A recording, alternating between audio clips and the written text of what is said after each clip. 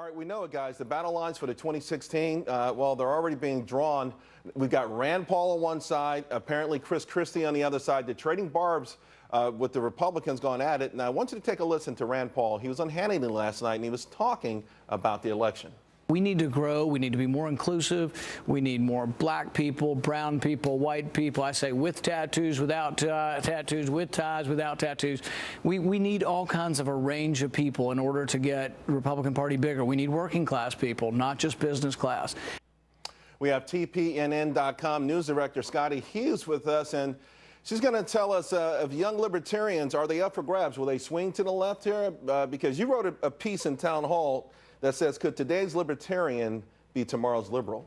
Exactly, and I think that's the question we need to be asking today. What is the true definition of the parties, whether it be Republican, Democrat, or Libertarian? And thanks to the recent scandals that we have on, people are very disenfranchised. And instead of sitting there and encouraging government, people are like, you know what, I give up, take the government out. And those people are very, very much falling for this libertarian line. So you're saying young people are falling for, in other words, that they're being duped somehow? Well, I don't know about dupes, but I think they're becoming very much single-issue voters. And I think whether it be when we talk about the legalization of drugs, the legalization of alcohol, issues that are specific to them, they're going, that's what's going to cause me to vote. And when you look at it, a true, honest libertarian is very socially progressive. Now, they're fiscally conservative, but when it comes to most social issues, they want the government hands off, which makes them right in line with the progressives. Yeah, do you think the GOP can be a big tent party then?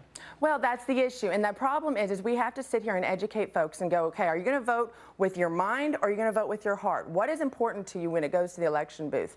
And those libertarians right now, I think we remember in 2010, the big issue was that independent. Everybody needed to go after these independent voters. Well, now it's cool to say you're libertarian. But I'm just trying to caution people, before you say it, you need to understand there is a consequence to saying you're a libertarian. And if we put in total libertarian actions, there would be almost anarchy, mob rule.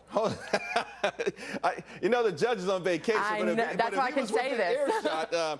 Anarchy? So if we elected a libertarian, America would go up in anarchy. The key is there's some great things about libertarians. There's no... I want to know about the anarchy. Okay, the anarchy side of it, here's the deal. Libertarians believe that the government should be hands-off. There should be no restrictions on anything that has to do with my personal life, my family life, my business. Sounds good. We would like that to be, that we think that that would help incorporate. But when you're dealing with issues like alcohol, drugs, prostitution, pornography, abortion. Some people would say victimless crimes. Victimless crimes. It's not your decision that's going to hurt me. It's your decision that's going to hurt yourself. It's your decision that's going to hurt me. Some people would say abortion's not a victimless crime. No, some people wouldn't. Yeah, and I agree with, and that's the social issue. Who's defending the baby in this case? Who's defending the person killed by the drunk driver, or the guy that in Philadelphia that was doing the wrecking ball and tore down the building? But, you know, the thing is that, you know, the libertarians have been there for a long, long time, and they haven't really been embraced by the GOP. Do they come out to vote in primaries as a conservative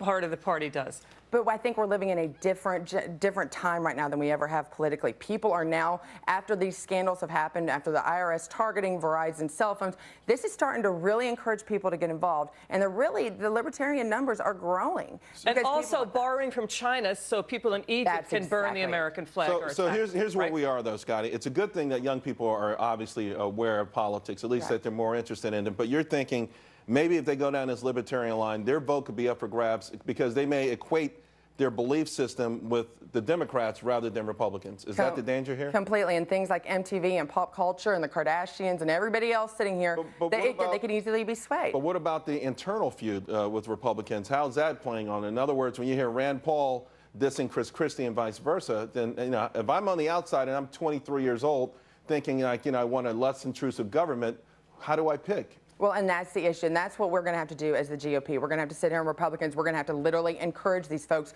to look not at social issues when they're coming to this, look to the economy, look to your future, look to where you actually have a chance to survive. All right. And maybe social issues too, but you're saying they're not as important. Unfortunately, right now, we need a growing economy, number one. Should be priority. Thank you very much. Really appreciate it. Scottie Hughes.